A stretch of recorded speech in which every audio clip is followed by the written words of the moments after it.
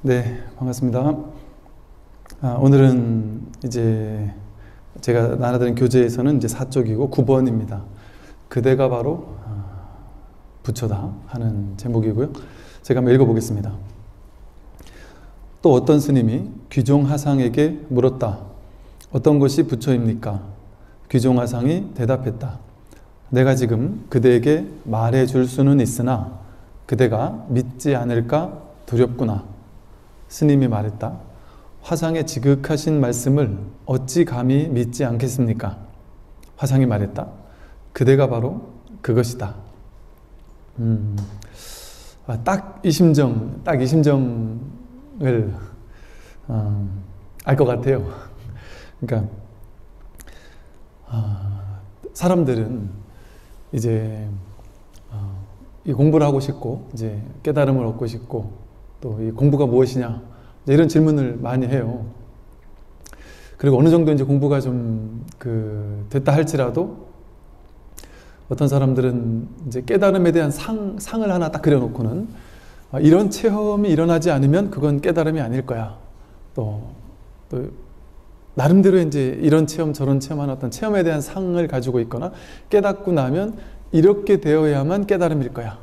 완전히 자비로워지고 화도 한 번도 내지 않고 얼굴도 갑자기 얼굴 뒤에 이렇게 후광이 막 보이고 생활 속에서 걸리는 게 전혀 없고 내가 마음만 내면 막 주변에서 뭐든지 막 다 생겨나고 완전 신통자제함이 생겨야만 부처가 아닐까, 깨달은 것이 아닐까, 이렇게 이제 생각할 수도 있겠죠. 저마다의 그 공부에 대한 상, 깨달음에 대한 상, 부처에 대한 상, 그 모양을 붙잡고 있다 보니까 이 너무나도 심심하고 너무나도 아무것도 아닌 것 같고 이 너무나도 당연한 공부에 대해서 얘기를 하면 믿지를 않는다는 거죠. 그래서 도대체 깨달음이 뭐냐? 이렇게 물을 때 뭐랄까요? 이제 이런 느낌입니다. 저도 이제 옛날에 그랬죠. 공부할 때 보면 내가 깨달으면 어떻게 될까? 막 또 깨닫고 나면 뭐 어떻게 바뀌지 않을까? 이런 생각들, 상으로 쥐고 있는 것들이 많이 있죠. 그런데 오히려 이제 공부를 하면 할수록 깨달음을 얻은 사람은 상이 없다라는 것이 당연히 그럴 수밖에 없구나. 상이 없다라는 것이 깨닫고 났더니 이 중생들은 일체 중생들은 아무도 안 가지고 있는 걸 나만 가지고 있구나. 나만 확인했구나. 나만 확보가 됐구나. 그래서 나만 가지고 있는 뭔가 거룩하고 위대한 무언가를 내가 탁 드디어 획득을 했구나. 그렇게 된다면 당연히 이제 자신감이 붙고 어찌 보면 좀 자만심이 생기고 중생들에게 없는 것, 너희들에게 없는 게 난 있다. 이런 어떤 마음이 생길 수 있겠죠. 그런데 참 그야말로 평상심시도라고 했듯이 이미 누구나 다 가지고 있는 것이었구나라는 어찌 보면 좀 허탈한? 그러니까 이 허탈감을 옛날 그 선사 스님들은 어렵게 몇 날 며칠을 도둑질을 하려고 깊은 광 속에 막 어렵게 해서 거기 막 금은 보화가 있는 줄 알고 아주 목숨을 내놓고 가가지고 그걸 털으려고 딱 문을 열었더니 아무것도 없더라는 이제 그런 심정이다라는 표현을 썼는데 정말 어찌 보면 좀 허탈하고 공부를 많이 했던 사람은 많이 한 사람대로 수행을 오래 한 사람은 오히려 더욱더 허탈감을 느낄 수도 있습니다. 어찌 보면 그 허탈감 내지는 이 아무것도 아닌 것, 이 허탈감과 동시에 더 이상 없구나 하는 안도감. 근데 이게 그야말로 너무나 당연한, 너무나 늘 가지고 있는 것이고 늘 쓰고 있는 것이고 누구나 다 완벽하게 100% 갖추고 있는 것, 누구에게도 없는 것이 아니라 모두가 완전하게 확보하고 있는 것. 까난 아기도, 초등학생도, 중학생도, 고등학생도, 무지몽매한 사람들도 완벽하게 갖추고 있는, 하나도 전혀 0.0001%도 부족함이 없는, 누구에게나 갖춰져 있는 그것을 그냥 그저 확인하는 것 뿐이다 보니까 그래서 이제 이 불교 공부를 하는 사람은 좀 각오를 해야 됩니다. 어찌 보면 불자들이 그 공부한다는 상, 깨달음에 대한 상을 워낙 크게 가지고 있다 보니까 내가 깨닫고 나면 정말 어마어마해질 거다. 세상이 나와, 막 온 우주 전체가 나와 둘이 아니고 내가 정말 온 삼천대천세계의 그야말로 주인이 되는 것이고 뭐 하면서 이렇게 온갖 생각들로 상을 많이 취하고 있는데 말하자면 그렇게도 표현할 수 있겠고 뭐 크게 대단하게 표현하자면이야 뭐 정말 온 우주 삼천대천세계를 손바닥에 올려놓는 것 같은 그렇게 표현할 수도 있겠지만 그거는 그야말로 상을 만들어주게 또 너무 쉬운 얘기라서 그렇게까지 거창하게 할 필요 없이 그야말로 지금은 이제 불교계 너무 불교에 대한 깨달음에 대한 너무나도 거대한 어떤 상이 있다 보니까 그걸 깨는 방편이 더 필요한 시대가 아닌가 싶어요. 그래서 이렇게 얘기를 하고 싶은 거죠. 어떤 게 부처냐 하고 묻는 많은 사람들에게 내가 지금 여러분들에게 말해주는 건 뭐 쉬운 일이다, 어렵지 않다. 그러나 여러분들이 이 얘기를 했을 때 믿지 않을까 정말 두렵습니다. 정말 두려워요. 믿지 않을까 혹은 믿지 않는 거면 차라리 괜찮은데 믿지 않는 것이 아니라 오히려 이제 저를 욕할 수도 있고 폄하할 수도 있고 또 뭐 그거밖에 아니란 말이야 불교가 뭐 이러면서 이제 할 수도 있고 또 심지어는 기존에 본인이 가지고 있는 그 깨달음에 대한 상 불교에 대한 상을 딱 쥐고 있는 그것도 견고하게 쥐고 있는 내가 알고 있는 이 불교가 진짜 불교야 라고 딱 쥐고 있는 게 강한 사람이라면 이렇게 얘기해 줬을 때 저를 손가락질 하죠. 저를 손가락질 할 수 있습니다. 그러니 이런 얘기를 하지 않았을까 싶어요. 내가 그대에게 말해줄 수는 있으나 그대가 믿지 않을까 두렵다. 믿지 않은 정도가 아니라 그래서 옛날부터 이 불교는요 그러니까 지금의 시대가 정말 놀라운 시대인 이유가 뭐냐면 그래서 옛날부터 깨달음을 얻은 사람들은 항상 좀 시대적으로 보면 좀 위험한 존재처럼 느껴졌던 거예요. 쉽게 말해 정치인들 이 사람들에게는 이 깨달음이라는 것은 중생들이 가지고 있던 기존에 있는 일체 모든 고정관념, 일체 모든 상을 깨뜨리는 거다 보니까 말 그대로 파격, 격식을 파하는 거다 보니까 우리가 파사현정이라고 해서 대승불교의 참뜻이 파사현정인데 삿된 것을 파하기만 하면 끝이에요. 바른 건 저절로 이미 드러나 있기 때문에. 그러니까 깨달음을 찾을 필요는 없습니다. 부처를 찾을 필요는 없다. 부처는 이미 다 드러나 있기 때문에. 그런데 그게 내 분별망상 때문에 안 보이는 것일 뿐이었단 말이죠. 그러니까 불교의 목적은 삿된 것을, 즉 분별망상을 깨뜨리는 것밖에 없습니다. 그러니까 깨달음을 얻은 자는 중생들이 가지고 있는 고정관념 그것들을 다 뺏어버린단 말이죠. 그런데 옛날에 그랬던 거죠. 한 나라가 운영되려면 나름대로 세우는 게 있어야 되잖아요. 나를 따르라 하고 이렇게 세우는 게 있어야 되는데 모든 걸 다 깨뜨려 버리니까 좀 위험한 존재일 수 있었던 거죠. 그래서 옛날 깨달은 자들은 도망 다니고 살해 협박을 받고 육조 해능 스님도 막 도망 다니고 육조 스님을 잡으려고 막 원산을 태우기도 하고 막 동굴에 숨고 그 육조 가사 뺏으려고 쫓아온 또 사람들도 있었고 그런 식으로 깨달았다라고 하는 것은 상당히 어찌 보면 위험할 수 있어요. 그러다 보니까 또 아무에게나 이 얘기를 할 수 없는 거죠. 너무 어찌 보면 일상에서 봤을 때 완전히 격식을 깨뜨리는 거다 보니까 아무에게나 하면 전혀 들을 귀가 열리지 않은 거죠. 이거는 들을 귀가 열리지 않으면 결코 들을 수 없습니다.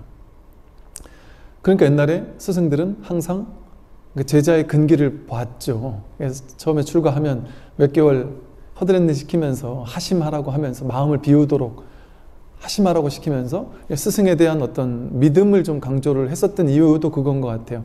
이 제자가 내가 하는 말을 내가 너무 엄청난 얘기를 할 건데 이걸 들을 준비가 되어 있는 사람인가? 내가 콩을 파시라고 해도 믿을 만한 준비가 되어 있는 사람인가?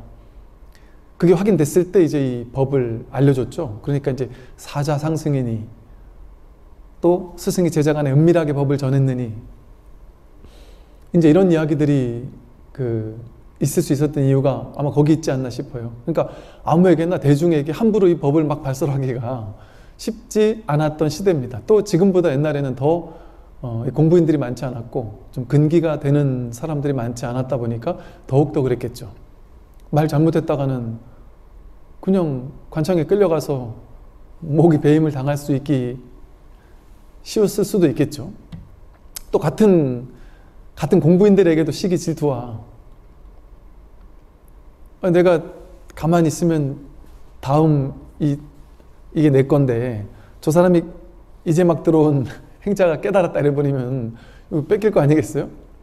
그러면 예를 들면 제거하려고 하거나 이랬을 수도 있지 않았겠나. 예를 들면 이처럼 옛날에 이 법이 이렇게 대중적으로, 그러니까 부처님 같은 경우는 정말 부처님의 법력도 대단하셨고 또 부처님의 배경, 왕족 출신이라는 배경이 상당히 또 한몫을 시대적인 여건과 잘 맞아떨어졌던 게 또 있었어요. 그러다 보니까 마가다국 왕이 벌써 부처님에게 딱 이렇게 막 붙여서 후원을 해주고 그랬던 게 마가다국의 두 개의 나라였던 코살라국의 어떤 속국처럼 되어 있던 카필라국의 왕자였다 보니까 이 사람과 내가 손을 잡으면 뭐가 돼도 되겠다, 이런 계산들이 있었고 이런 정치적인 것들도 있었단 말이죠. 그러니까 그 인연이 잘 맞아떨어졌던 거죠, 부처님 같은 경우는. 이처럼 이 공부는 너무나도 당연하고 너무나도 평범한 이야기이면서 동시에 너무나도 파격적인 이야기고 너무나도 격식을 깨뜨린 이야기이기 때문에 뭔가 쥐고 있는 게 있는 사람들에게는 이 얘기가 위험하게 들릴 수 있어요. 그래서 쉽게 말해 잘못 얘기했다가 욕먹기 쉽고 손가락질 당하기 쉽고 저는 외도다라는 얘기 듣기도 쉬울 수도 있고 위험한 일일 수 있죠. 말해주는 건 아무것도 아니나 그걸 너가 받아들일 수 있을지, 너 그릇이 그만큼 될지, 그게 내가 두렵다. 이게 충분히 이해할 수 있는 이야기예요. 그러니 이제 화상의 지극하신 말씀을 어찌 감히 내가 믿지 않겠습니까? 저는 스님께서 하는 말이라면 무슨 말이든 믿을 마음의 준비가 되어 있습니다. 마음을 비웠다. 내가 쥐고 있는 건 아무것도 없습니다. 완전히 내려놓았습니다. 근데 그런 사람에게 할 수 있는 얘기란 말이죠. 네가 바로 부처다. 네가 바로 그것이다. 하고 이제 설명을 해줄 수 있단 말이죠. 우리가 모두가 정말 공부를 하면 할수록 이 공부했다라는 상을 정말 내세울 수가 없구나. 나만 공부됐으면 그 얘기를 할 수 있는데 공부 안 된 사람이 없는데 어떻게 그걸 할 수가 있겠어요. 다만 누구나, 그러나 중생들은 분별망상에 시달리지만 부처님 같은 분은 분별망상에 시달리지는 않겠죠. 근데 그게 대단한 능력인가요? 사실은 이렇게 얘기하면 제가 부처님을 폄하하는 얘기가 아니라 사실은 중생들 사이에서도 이게 웃긴 게 분별을 깨뜨리는 건 능력이 아니에요. 예를 들어 A라는 사람은 사람들마다 저마다 자기가 집착하고 있는 바가 다르죠. 어떤 사람은 돈에 엄청 집착할 수 있고 B라는 사람은 돈에는 전혀 집착도 안 하고 관심도 없고 오히려 명예에 관심이 있을 수 있고, 또 어떤 사람은 그런 거 돈 명예 다 필요 없다. 나는 건강만 했으면 좋겠다. 너무 아팠던 사람은 이 사람은 돈 명예에 대해서는 완전 해탈해 버린 거예요. 건강만 있으면 좋겠다 이렇게 생각할 수 있어요. 또 어떤 사람은 돈 명예 건강 다 필요 없다. 난 깨달음만 있으면 좋겠다. 그럴 수 있어요. 그러면 그런 사람은 돈 명예에선 해탈해 버린 겁니다. 돈만 있으면 난 좋겠다 하는 사람은 딴 거는 아무리 줘도 난 싫다. 나는 돈만 있으면 좋다. 딴 거에서는 해탈했을 수 있죠. 여기에 대한 분별, 망상과 집착만 잔뜩 있는 거죠. 이처럼 어디에 집착하느냐의 그 내용물이 달라지는 것일 뿐이지 우리는 어느 면에서는 집착하고 있고 어느 면에서는 해탈해 있어요. 자유롭습니다. 그러니까 자유로운 능력이 없는 게 아니란 말이죠. 누구에게나 그 자유로운 능력이 다 갖추고 있고 또 자기가 쓰고 있죠. 그러니까 10가지, 20가지, 100가지, 1000가지를 다 집착하고 사는 사람 없잖아요. 자기가 유난히 더 집착하는 게 있지. 그리고 또 옛날엔 난 A라는 거에 돈에 엄청 집착을 하던 사람인데 어느 정도 돈도 벌고 쓸 만큼 써봤더니 별 재미없더라. 이제는 내가 깨달음밖에 없구나라는 걸 깨달았다. 한다면 이 사람은 돈에 대한 집착을 그때는 했지만 지금은 안 하겠죠. 해탈했겠죠. 그렇다고 해서 이 사람이 깨달은 사람이냐? 그렇진 않다고 말하죠. 즉 돈에 대해서 쥐었다가 해탈할 수 있어요. 어느 순간에. 명예에 대해서 마음껏 쥐고 있다가 거기서 다시 그냥 탁 내려놓고 해탈할 수도 있어요. 즉 이 말은 뭐냐 하면 깨달음이라는 것이 그렇게 막 엄청나고 대단하다고 할 수 있느냐. 누구나 일상적으로 쥐고 내 스스로 망상을 가지고 분별 망상을 가지고 특정한 것을 취하고 집착하고 그로 인해 괴로워하고 아파하다가 스스로 어느 순간 그것을 또 내려놔요. 거기서 해탈해요. 그리고 대상을 바꾸죠. 이제 또 다른 걸 또 쥐고 또 이걸 내려놓고 다른 걸 쥐고 이렇게 내려놓는 법을 모르는 게 아닙니다. 다 알죠.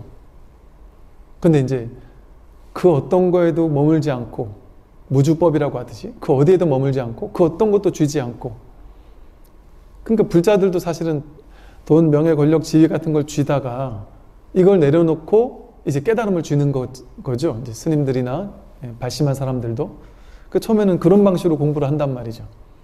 그러다 결국에 가서는 그것조차 법조차 놓아버렸을 때 진짜 법이 드러난다. 이런 표현을 쓴 이유가 거기에 있을 겁니다. 이처럼 우리에게 완전한 그야말로 깨달음이 이미 갖추어져 있고 법이 갖추어져 있고 누구나 이 법을 쓰고 있죠.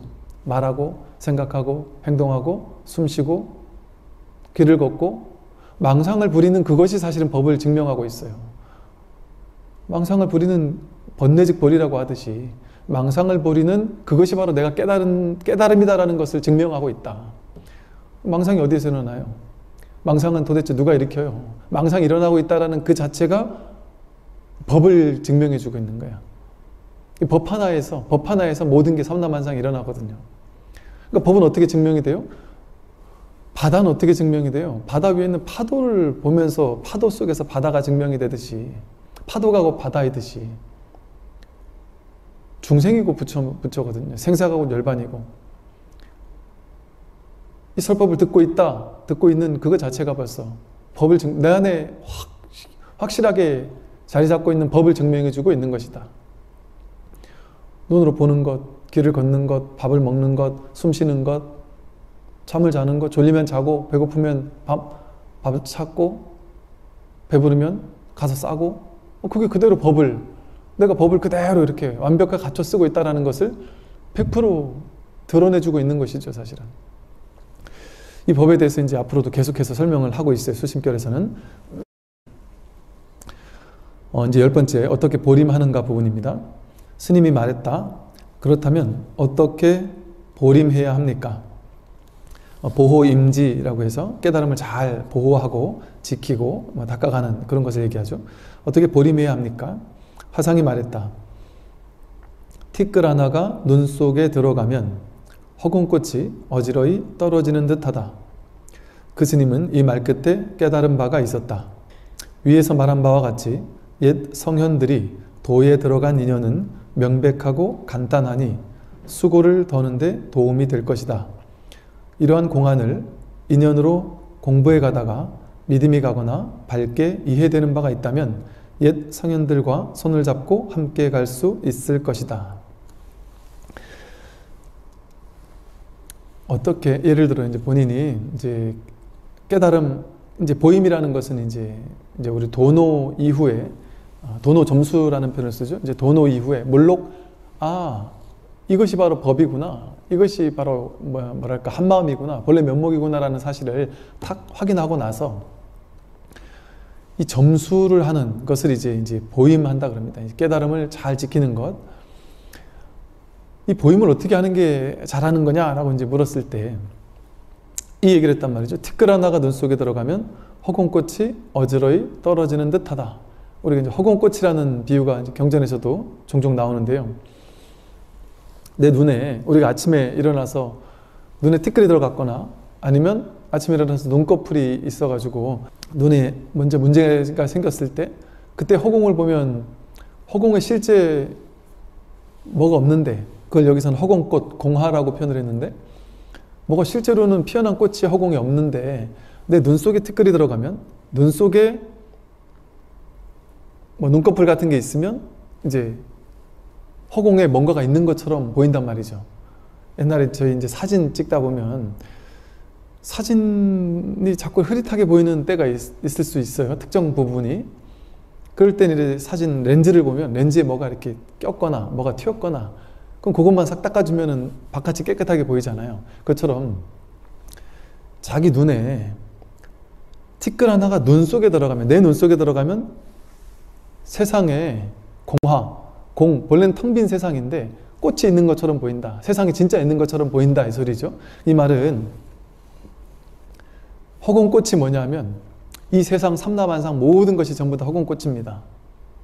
있는 것처럼 느껴지는 모든 것들, 또 내가 내 마음 안에서 힘들다, 괴롭다, 고통스럽다, 모든 문제들, 모든 괴로움들, 고통들, 이 모든 것이 다 내 고통이라고 느끼는 모든 것들이 진짜 고통이 진짜 있는 것 같잖아요.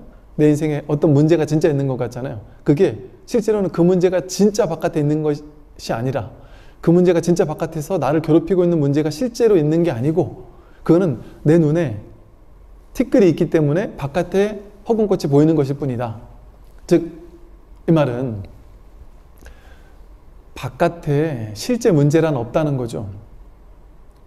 나의 깨달음을 방해하는 바깥에 실질적인 문제, 실질적인 괴로움, 나를 공격하는 어떤 사람, 내 바깥에 어떤 실체적인 존재, 삼라만상, 그 모든 문제는 전부 다 공화다, 공화.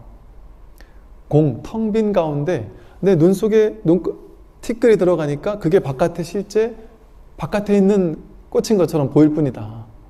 그게 뭐 꽃이 되었든, 뭐 오물이 되었든, 문제가 되었든, 행복이 되었든, 불행이 되었든, 그건 전부 다 실제 바깥에는 텅 비어서 아무 일도 없는데 내 눈 안에 들어간 것일 뿐이다. 내 눈 안에 들어간 이 티끌이 뭘까요? 그게 바로 분별망상의 티끌입니다.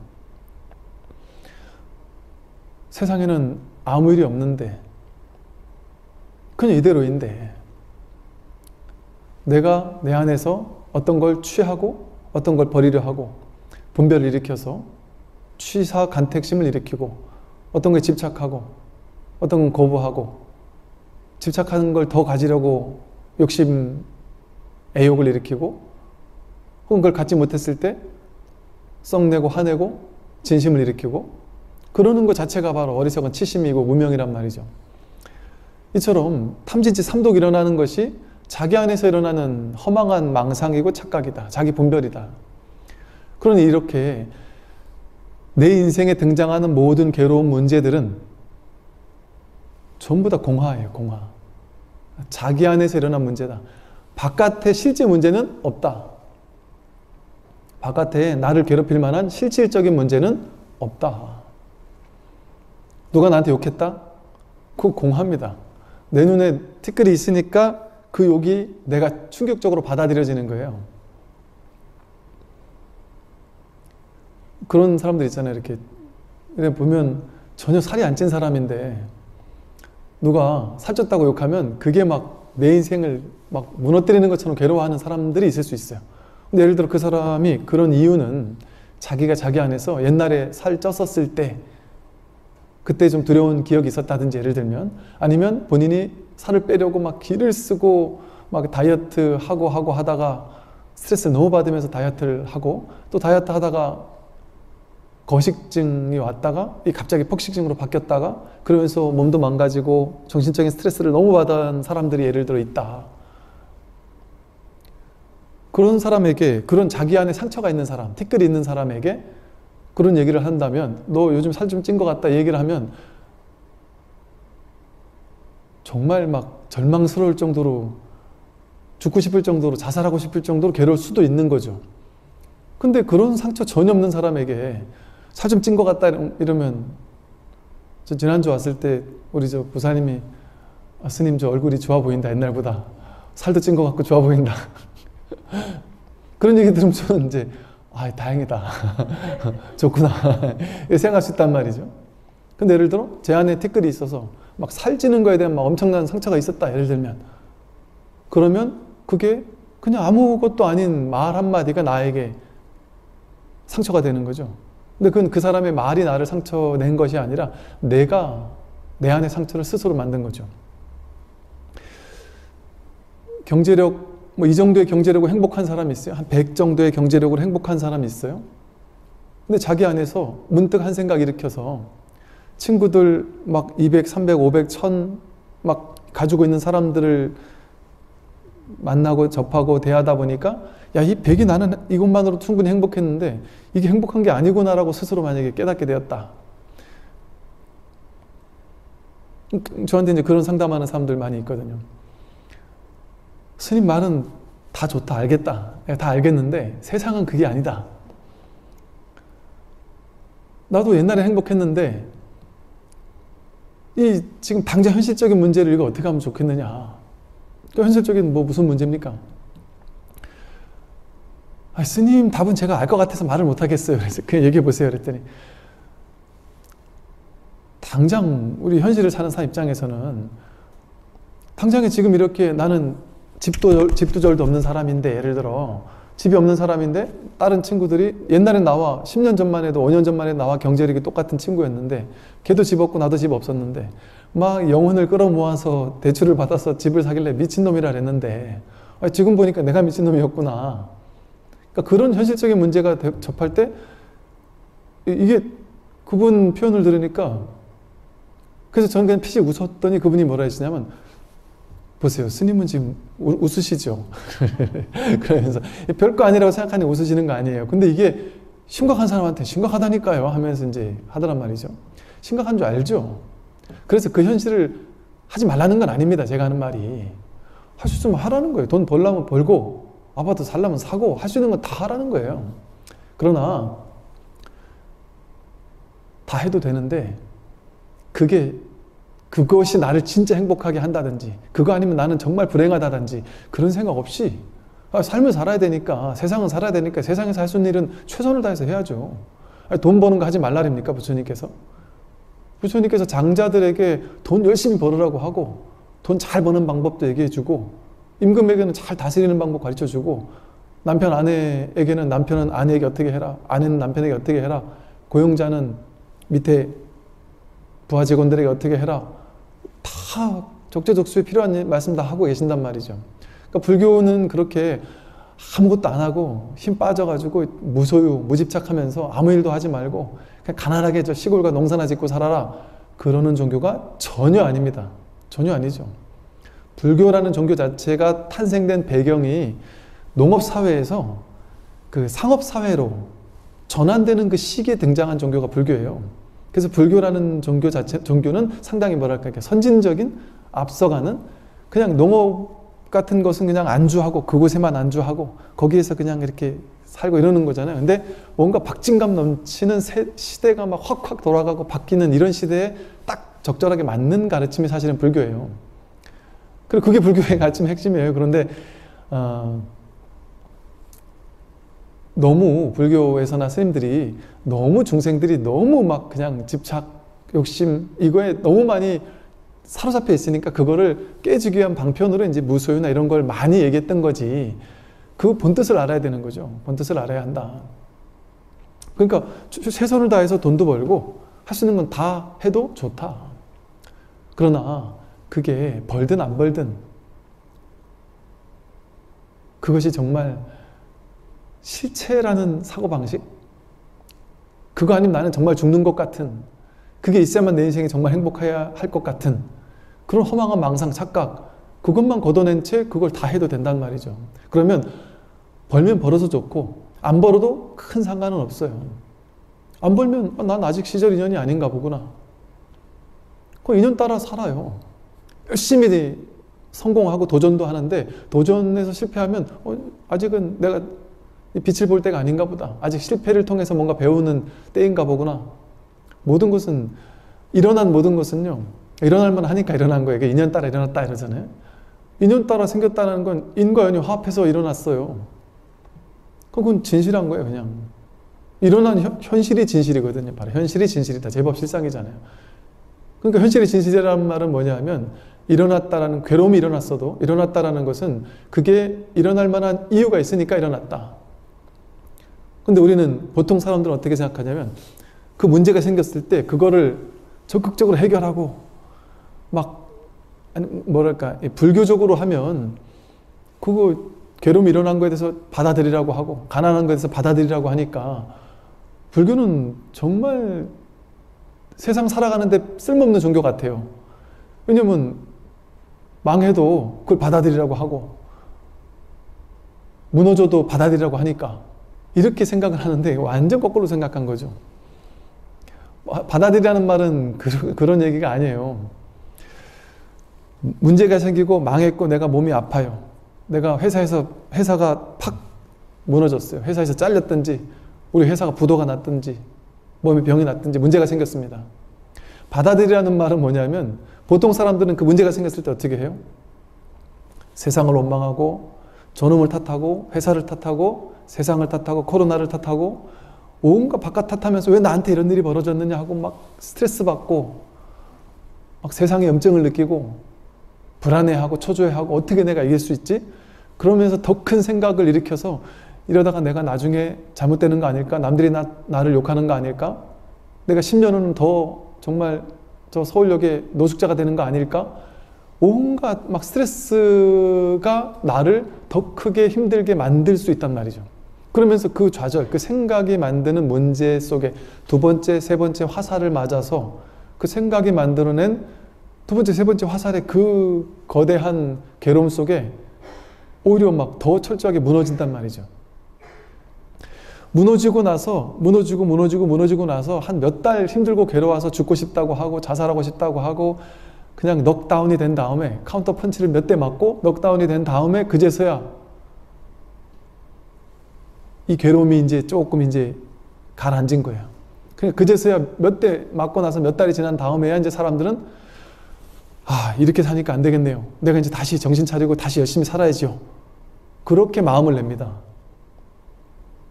그런데 그 과정이 그 무너져 있는 6개월 동안 3개월 동안 무너져 있는 그 과정이 필요하느냐 이 소리예요.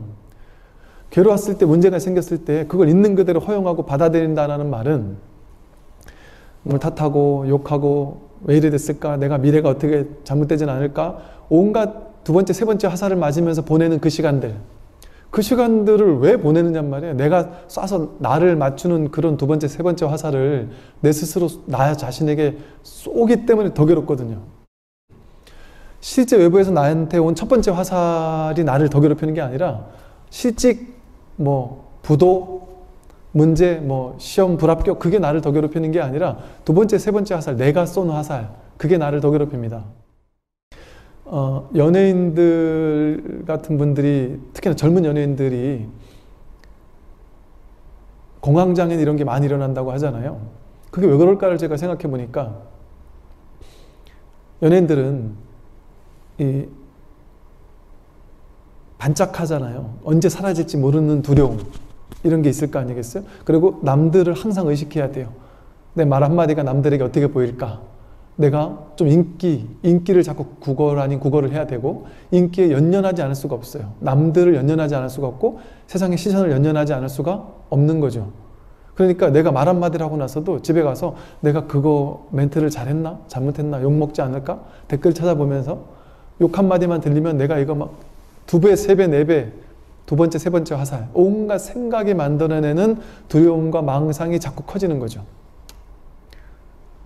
그러니까 내가 지금은 잘 나가도 두려운 거죠.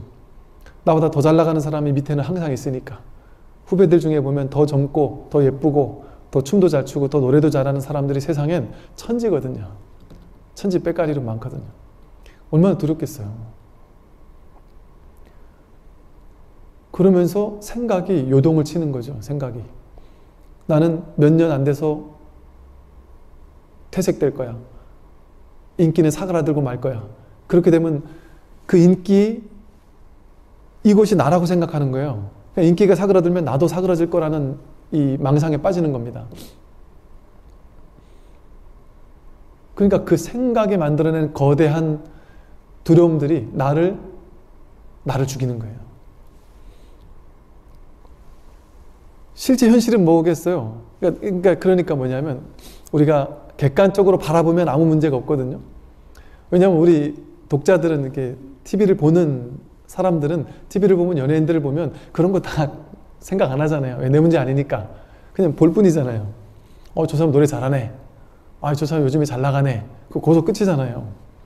볼 때는 심플하게 그냥 보고 마는 거죠. 근데 그게 당사자가 되면, 본인이 돼버리면 지금 잘 나가는 게 더 두려운 거죠. 생각이 거대한 망상을 만들어내니까.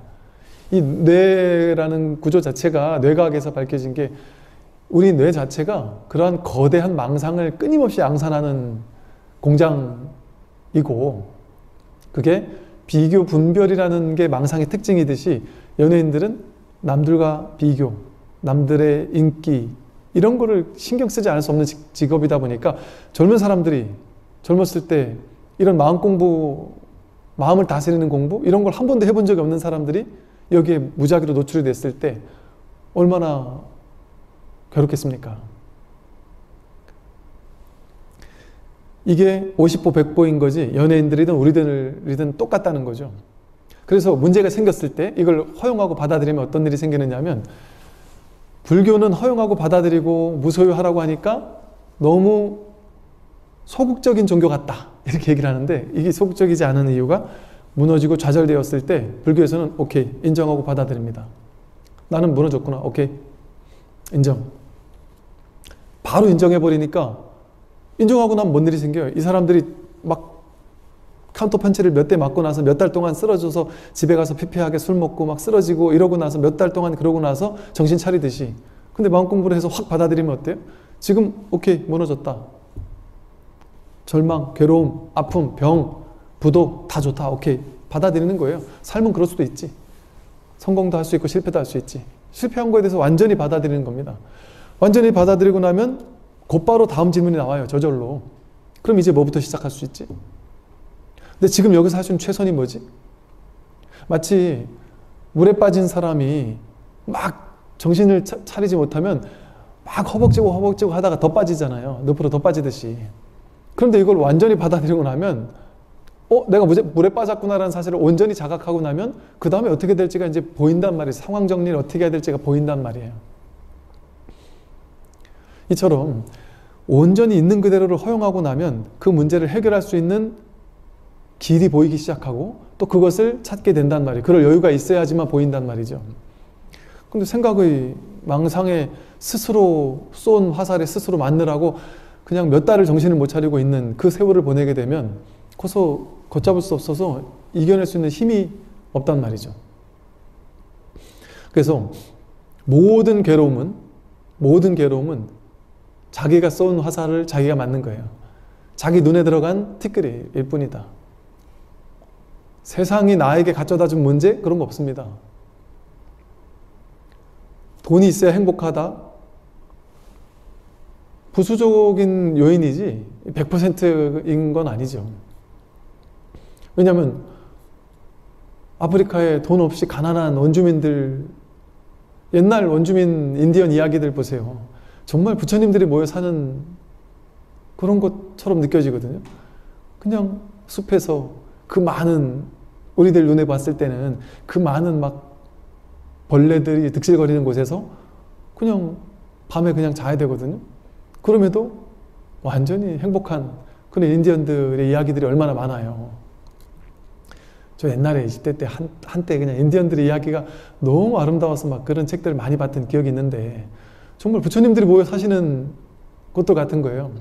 그러니까 그들이 빌딩이 있어서, 내 아파트가 있어서, 돈이 있어서 그렇게 행복했느냐, 그렇게 내면이 평화로웠느냐, 그렇진 않다는 거죠. 그러나 그렇다고 해서 그것을 동경하면서 막 현대라는 삶을 살아가는 데 있어서 그걸 다 거부할 필요도 굳이 없다는 거죠. 나는 자연 그대로의 그것이 좋아. 그건 그냥 자기 선호의 문제이지, 인디언처럼 자연 그대로 사는 거는 진리고 이렇게 지금 현대인처럼 사는 건 진리가 아니다? 그거 자기 망상이죠. 스님들은 스마트폰을 쓰면 안 된다? 마음 공부하는 사람은 노트북을 쓰면 안 된다? 누가 만든 거예요? 뭐가 더 옳고 그르고라는 게 없어요. 우리가 살아가고 있는 그냥 이대로가 전부 다 진실이고 진리인 것이지, 모든 것이. 그러니까 옛날 부처님 당시의 계율을 지금 있는 그대로 고지고대로 지금 그대로 믿어야 된다? 그대로 지켜야 된다? 그렇지 않습니다. 부처님께서 하신 말씀이고, 네, 소속에는 버려도 좋다. 그건 그 당시에 필요했던 계율이거든요. 그 당시 시대적 상황 속에서 임시로, 그것도 절대 진실이라는 계율이라는 절대 진실이 있으면 부처님 처음부터 딱 이건 절대 진실이야, 무조건 따라 이랬을 거예요. 근데 계율이 정해진 인연은 사람들이 사고 칠 때마다 하나씩 만든 거예요. 그러니까 그 인연 따라 그냥 야 이렇게 좀 하자, 이렇게 좀 하자, 이렇게 만든 거란 말이죠. 그러니까 이처럼 불교에서는 절대적인 계율, 절대적인 옳고 그런 것, 이런 걸 따로 내세우지 않죠. 이처럼 이게 아주 중요한 얘기입니다. 이게 이제 마음 공부도 마찬가지고, 깨닫고 나더라도, 이제 도노하더라도, 자기 성품이 어떤 무엇인가를 확인하고 나더라도 이 법의 자리는 약하고, 이 자기가 여태까지 살아오면서 늘 주인으로 알고 살아왔던 이 분별 망상의 세계는 워낙 강하다 보니까 늘 분별을 따라간단 말이에요. 눈에 들어가 있는 이 티끌을 보고 바깥에 진짜 그 혁운꽃이 실제 있다고 생각하고, 어떤 문제를 보고서는 실제 그 문제가 진짜 있다고 생각하고, 내가 진짜 있다고 생각하고, 너가 진짜 있다고 생각하고, 이 세상 전체가 진짜 있다고 생각하는 그런 허망한 혁운꽃 공하일 뿐임을 모르는 그런 자기 눈에 들어간 티끌, 그게 한동안은 우리를 괴롭힌단 말이죠. 도노를 하고 난 다음에도. 그래서 점수라는 시간, 보임이라는 시간이 필요하단 말이죠. 그래서 이 보임이라는 시간은 무슨 시간이냐, 모든 문제가 전부 다 자기 눈에 들어간 티끌인 줄 아는, 이게 분별망상인 줄 아는, 그것을 분명히 알았어도 다시 속아버리니까 다시 그 꽃을 보고는, 허군 꽃을 보고는 그게 진짜인 줄 알고 쫓아가는 그런 일을 습관적으로, 습이 나도 모르게 자꾸 그렇게 하니까 그걸 보고도 또 겉으로는 그걸 보고 따라갈 수도 있어요. 겉으로는. 그러니까 이걸 보고 이제 그 스승을 따르는 제자들이, 옛날에도 보면 뭐 인도의 무슨 스승이 뭐 유럽에 있는 제자가 인도까지 와서 그 스승을 따르는데 스승이 이런 모습 보고 저런 모습 보고 뭐 실망을 했다는 둥, 뭐 이런 얘기들이 이래 있거든요. 그 스승은 하되 한 바가 없이 그걸 하는 거예요. 쉽게 말해. 하되 하는 바가 없이 그걸 하는데, 제자는 분별의 눈으로 보니까 그걸 한 것처럼 보인단 말이죠. 그럴 수 있단 말이죠. 현실에서. 그러니까 현실에서는 자기 분별을 쫓아가죠. 그리고 분별 없이 선택하는 것과 분별하고 선택하는 게 겉으로 봤을 땐 똑같죠. 그죠? 내가 분별 없이 돈을 버는 사람과 집착 욕심을 가지고 돈 버는 게 똑같단 말이에요. 분별 없이 마음 공부를 해서 자기 성품을 확인하고 공부를 깊이 한 사람들이, 직장인들이 많아요. 그 직장인분들이 나는 깨달았으니까 이제 진급하려고 열심히 안 하느냐? 아니란 말이죠. 그 회사에서 열심히 진급을 위해 노력해요. 그런데 이제 삿된 짓을 하는 그런 거는 확실히 줄어들겠죠. 자신도 열심히 진급을 위해 노력한단 말이죠. 근데 진급에 그냥 욕망과 집착으로만 진급을 위해서 달려가는 사람도 똑같이 진급을 위해 노력하겠죠. 제3자 입장에서 봤을 땐 저놈이나 똑같이 진급 위해서 길을 쓰는 것처럼 보일 수 있단 말이죠. 근데 내면 세계는 완전 다를 수 있다. 다를 수 있어요. 아, 나는 진급이라는 시스템? 아, 나 이런 시스템 갇히지 않을 거야 하고 나오는 것도 하나의 방법이고, 나는 여기 있으니까 지금 현실은 살아야 되니까, 자식들 먹이고 살려야 되니까 할 수 있을 동안 한다. 그리고 거기서 그냥 사는 삶을 선택할 수도 있는 거예요. 그거는 좋고 나쁘고 옳고 그른 거가 아니다. 그러니까 이걸 잔해증이라 그래요. 자기 내면에서 정득된 깨달음의 경계를 우리가 보고 판단해가지고 이러니 저러니 할 수 없다. 할 수 없다. 판단 분별한다면 부처님이 하신 모든 행동 하나하나를 단두대에 올려놓고, 지금 얼마나 똑똑한 사람들이 많아요. 그 똑똑한 시선으로 그 지식 가지고 판단하기 시작하면 부처님 천하의 나쁜 놈으로 만드는 거는 쉬울 겁니다. 왜? 맞고 틀리고라는 어떤 프레임에 갇혀서 어떤 하나의 행동은 옳은 거야, 그런 거야, 그렇게 재단해버리면 살아남을 사람이 있을까, 이 세상에? 없습니다. 그게 다 자기 분별이 있는 사람들은 자기 분별로 세상을 바라보거든요. 자기 눈 속에 티끌이 들어간 줄 모르고 자기 티끌을 가지고 허공꽃을 보고 있다. 색안경을 가지고 세상을 바라본다. 그러니 색안경을 낀 사람에게 부처님이 부처님처럼 보이겠어요? 색안경을 낀 그 색깔로 걸러서 보인단 말이에요. 허공꽃으로 보일 뿐이지 텅 빈 공으로 보이지가 않는다. 그러니 판단 중지를 해야 된다는 거죠, 우리가. 이 공부의 길에서는, 공부 자리에서는. 이게 아주 중요한 얘기입니다. 그래서 이 세상 공부도, 깨달음 공부도, 또 깨달음 이후의 보임 공부도 모두가 이 말 한마디가 아주 중요한 사실을 가르쳐주고 있어요. 티끌 하나가 눈 속에 들어가면 허공꽃이 어지러이 떨어지는 듯 하다. 옛 선현들이 도에 들어간 인연은 명백하고 간단하니 수고를 더는 데 도움이 될 것이다. 이런 공안을 인연으로 옛 스승들이 공부했던 것을 인연으로 공부해 가다 보면, 이렇게 법문을 듣다 보면 이 옛날 경전의 가르침이나 어록의 가르침이나 이런 것들을 통해서 공부해 가다 보면, 또 이렇게 법문을 듣다 보면 문득 믿음이 어느 순간 확고부동한 믿음이 가면서 밝게 이해되는 바가 있을 때가 있단 말이죠. 밝게 이해되는 바가 있다. 이 그냥 이해라고 안 하고 밝게 이해된다라는 표현을 쓴 이유가 이제 그거 같아요. 그냥 이해된다고 하면 이거 머리로 이해하면 되는 거구나 이렇게 생각할까 봐. 그냥 머리로만 이해되는 게 아니라 그야말로 확연하게 밝게 어두운 구석 없이 확연하게 그냥 이해되는 어떤 전환의 경험, 이런 때가 있단 말이죠.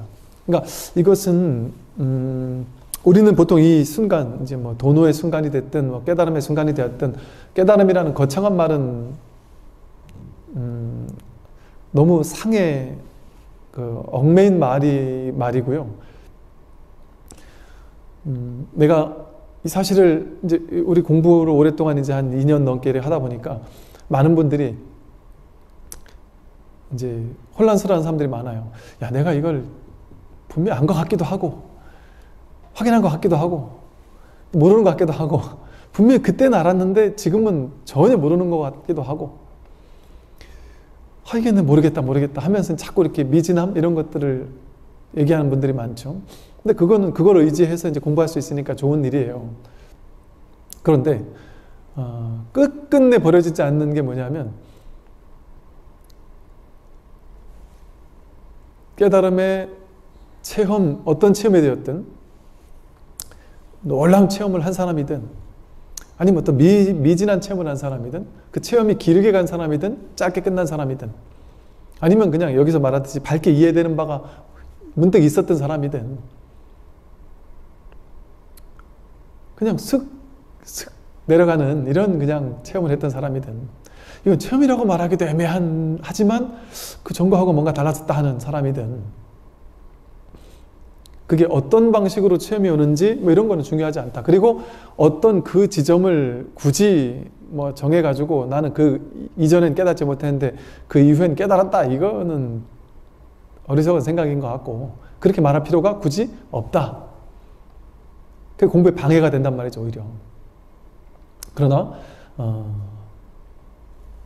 굳은 믿음을 가지고, 굳은 믿음, 이게 보세요, 공부해 가다가 확 믿음이 가는 거예요. 이 공부에 대한 확연한 믿음이 가면서 밝게 이해되는 바가 있다 했을 때는 이제 그래요. 그 체험이 어땠느냐가 그것을 증명해 줄 수는 없고, 길게 가고 짧게 갔느냐가 뭐 증명해 줄 수는 없어도 이럴 수는 있는 것 같아요. 나중에 시간이 지나고 나중에 돌아보건대 내 인생은 내 공부의 어떤 과정을 본다면 그 이전과 그때를 기점으로 그 이전과 그 이후 공부가 완전히 달라졌구나. 어떤 선어록이나 경전을 이해하는 어떤 소화되는 것이 그 전과 후가 완전히 달라졌구나라는 것을 스스로 이렇게 어느 정도 알게 돼요, 그냥. 그런 어떤 것들을 통해서, 그렇다고 해서 완전히 내가 현실에서 화가 완전히 사라졌고, 욕심이 완전히 사라졌고, 번뇌가 완전히 사라졌고, 분별이 완전히 없어졌고, 그러진 않습니다. 그러다 보니까 사람들이 계속 착각하는 거예요. 계속 착각해요. 왜? 내가 알고 있는 깨달음이 이런 게 아닌데. 완전히 분별도 없고 옛날같이 분별에 갇히지도 않고 생각에 휘둘리지도 않고 욕심도 없고 그러는데 여전히 욕심도 있어요. 물론 이제 그 강도일 수도 있고 혹은 내가 하기는 하는데 그게 뭐 돼도 좋고 안 돼도 좋아. 근데 나는 최선을 다해. 겉으로 봤을 땐 최선을 다하니까 욕심이 있는 것처럼 보인단 말이죠. 근데 자기 내면에서는 자기도 이게 욕심인지 아닌지 헷갈릴 수도 있어요. 그런데 본인은 확실한 건 돼도 좋고 안 돼도 좋아. 이거 확실해요. 심지어는 죽어도 괜찮아. 죽고 사는 게 다르지 않다. 여기에 대한 정말 굳은 믿음이 있고 밝게 이해되는 바가 있단 말이죠. 그래서 우리가 겉에 드러난 정말 난 여전히 분별에 휘둘린다든지 여전히 화도 있고 탐진치 삼독이 여전히 있다든지 그렇기 때문에 나는 이 공부가 제대로 못하고 있는 거야 이럴 수는 없단 말이죠. 이 도노 이후 점수가 이제 초등학교 올라가서 이제 공부 이제 시작하는 거예요. 이제 시작하는 단계다 보니까 이제 시작한다라는 얘기를 왜 하겠어요? 사실은 도노 이후가 공부 시작하는 이제 걸음마 단계다라는 얘기를 왜 하겠어요? 이제 시작이라니까. 이제 시작. 그러니 모든 게 끝난 공부가 아니라 이제부터 시작이다. 그 말은 뭐겠어요? 아직 여전히 부족하다는 얘기잖아요. 여전히 부족한 거예요. 당연히 부족하고 또 그 부족한 미진함 그거를 어떤 공부 재료 삼아 계속 공부할 수 있는 어떤 계기가 되는 것이죠. 심지어 그러다가 이제 몇 번의 체험 후에 어느 정도의 시간이 흐른 후에 야 내가 이제 더 이상 없구나. 이제 더 이상 이게 공부 끝이구나 하고 뭔가 막 확신이 온다 할지라도 그때도 마찬가지단 말이죠. 그때도 내가 이제 다 끝났다. 나를 따르라. 더 이상 미진함은 없다. 이렇게 할 것이 아니라 여전히 모를 뿐이에요. 모를 뿐. 그 이후가 있는 점지 어찌 알겠어요. 더 이상 없다라는 확신이 있다고 해도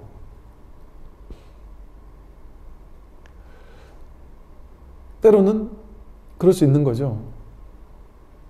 저도 문득문득은 그런 순간순간들이 있었기 때문에 야 이제 더 이상은 없구나. 이게 끝이구나. 그런 망상이 일어날 수 있단 말이죠. 근데 그렇게 돼버리면 거기서 더 이상 공부가 안 나갈 수 있다.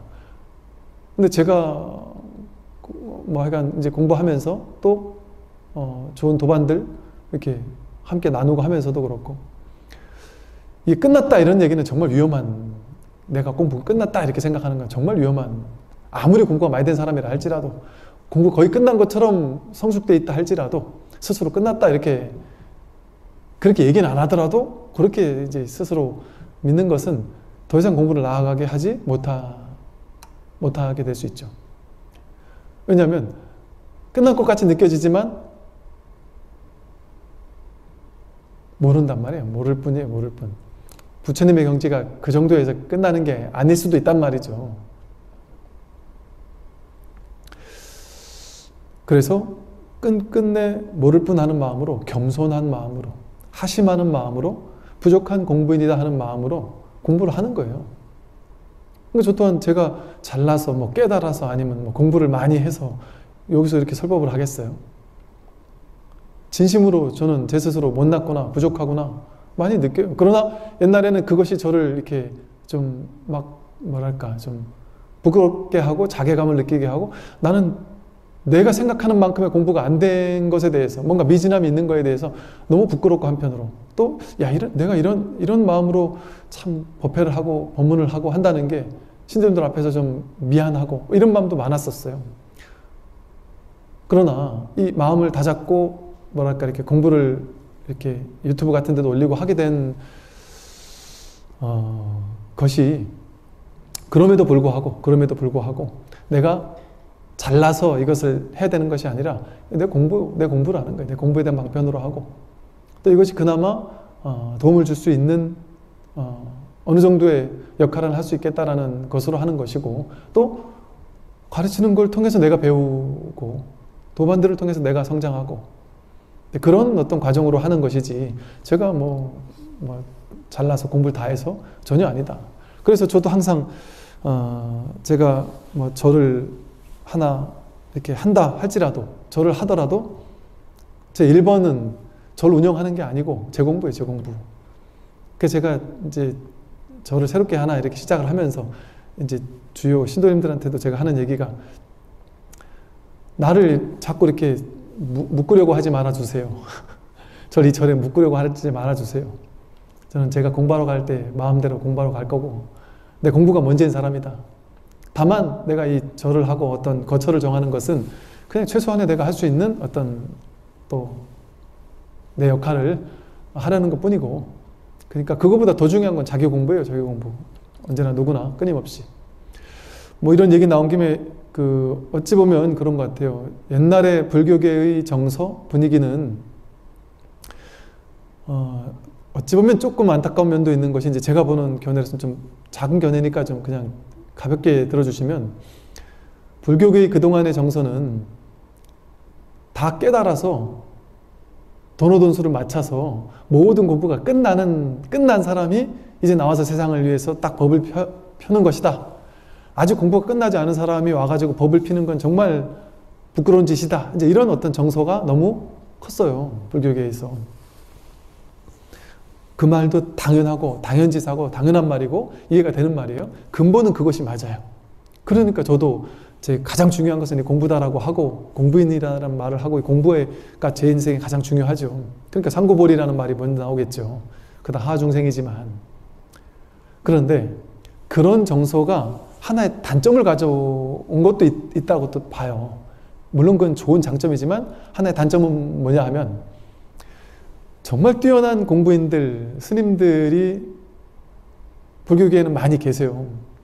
아직 젊으시지만 완전히 깨닫지는 못하셨지만 아주 훌륭하신 공부인들이 많으세요. 근데 그분들로 하여금 그런 어떤 정서가 완전히 깨닫기 전에 나오는 건 아주 나쁜 놈이야. 넌 죄야. 심지어 지옥에 떨어질 거야. 예를 들어. 이런 식의 어떤 그동안의 정서가 불교계에 있는 무수히 많은 훌륭하신 스님들을 사장시키는 결과를 가져오게 됐다고 봐요. 즉 무슨 말이냐면, 이 스님들이, 너무 아까운 스님들이 공부가 돈오돈수가 완전히 끝나야지만 된다는 생각 때문에 죽을 때까지 세상에 나오지 않고 계속 공부하고 닦고 밀어붙이는 수행을 하고 교류 없이 혼자 산에 가서 공부를 한다든지, 뭔가 이게 완전히 끝날 때까지 내가 완벽하게 정말 부처가 되기 전까지는 세상에 나오지 않으리라. 그게 정말 중요하다고 생각하니까 무문간에도 들어가시고 하면서, 그게 제가 폄하하는 건 아니고 그게 좋으나 그것이 가져온 단점도 있다. 그러다 보니까 그렇게 훌륭하신 분들이 산에만 계시다가 이제 조금 공부를 좀 펼 수 있을 만한 때가 됐는데 이제 힘이 빠지고 기력이 쇠하고 말할 힘이 빠져. 스님들도 사실은 스님들 얘기가 그래요. 한 50, 60만 넘어가도 벌써 힘이 빠져서 기도도 힘들고 연불도 힘들고 법문도 힘들다고 그러세요. 또 그렇게 된다니까요. 그리고 사실은 그렇게 공부가 어느 정도 됐다 할지라도 스스로 미진함이 있거든요. 그러니까 또 그 연세 돼서도 어느 정도 공부가 되셨어도 나오기가 또 스스로 미진할 수도 있어요. 근데 이제 아마 제가 용기를 냈다기보다는 제가 어느 순간 그렇더라고요. 아까 말씀드린 것처럼, 이게 다 된 것과 하나도 안 된 사람이 전혀 차별이 없구나. 정말 전혀 차별이 없구나. 내가 공부가 다 되고 나서 하는 것이나 안 되고 나서 하는 거나 사실은 이 법의 자리에서는 전혀 차별이 없구나. 이 자신감이랄까, 이 어떤 그 공부가 뭐랄까, 저로 인해서 자신감을 내게 했다 할까요? 이 법을 펴기 시작하는데, 공부를 하기 시작하는데, 이렇게 공부를 오픈하기 시작하는 것에 자신감을 줬달까요? 그랬었어요. 그리고 또 저의 공부의 과정은 그렇게 많은 도반들, 많은 분들과 공부를 나누면서, 공부를 이야기하고 하면서 제가 또 더 큰 공부가 되었던 것도 있었고, 그래서 너무 안타깝게, 너무 아까운 분들이 이 법에 대한 뭔가 몽중이력이 확실히 되느냐, 무슨 숙면이력이 확실히 되느냐, 이런 어떤 것을 상을 딱 쥐고서는 그것이 안 되면 아직 세상에 나올 수 없어 하는. 지금은 이제 조금 정서가 달라져서 지금의 세상에서는 이제는 젊은 스님들도 막 불교 방송 같은 데도 많이 나오시고 하는 게, 전 한편으로는 많은 분들은 대부분이 우려를 많이 하시죠. 근데 저 또한 한편으로는 우려가 되면서도 한편으로는 응원해주고 싶은 거예요. 왜? 부족함이 보인다 할지라도 그 부족함을 가지고 스스로 대중 앞에 나서는 걸 통해서 스스로 대중들이 공부를 또 시켜주거든요.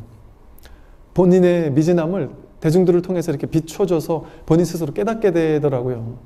제가 대표적으로 아주 20년 전부터 젊었을 때부터 이렇게 막 등장했던 사람이잖아요. 어찌 보면. 보니까 그러니까 이 대중이 공부시켜주는 게 큰 거예요.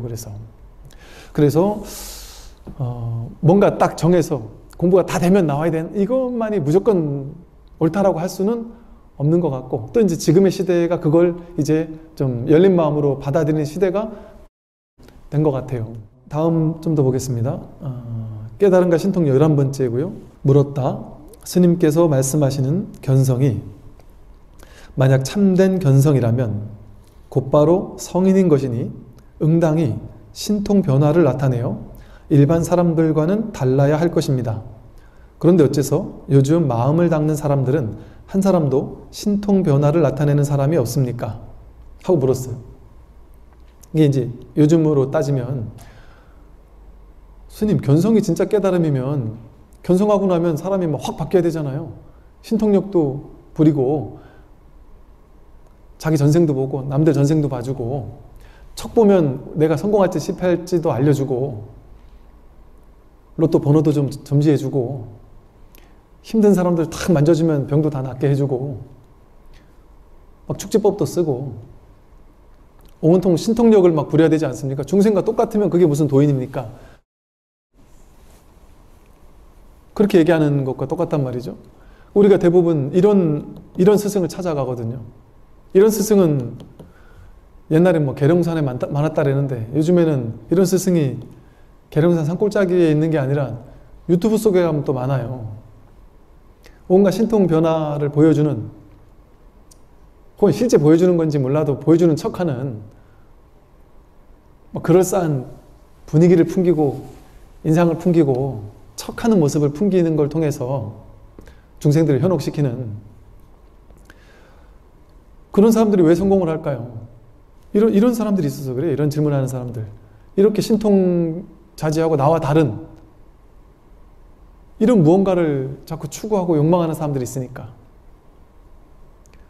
근데 깨달음은 전혀 그런 것과는 다른 거죠. 그러니까 신통자제함이 아니라 모두에게 이미 갖춰져 있는 걸 보여줄 뿐이지 없는 걸 새롭게 보여주는 건 그건 법이 아니고 도가 아닙니다. 이 얘기 아주 중요하게 들으세요. 부처님에게만 있는 거는 진짜 도가 아니에요.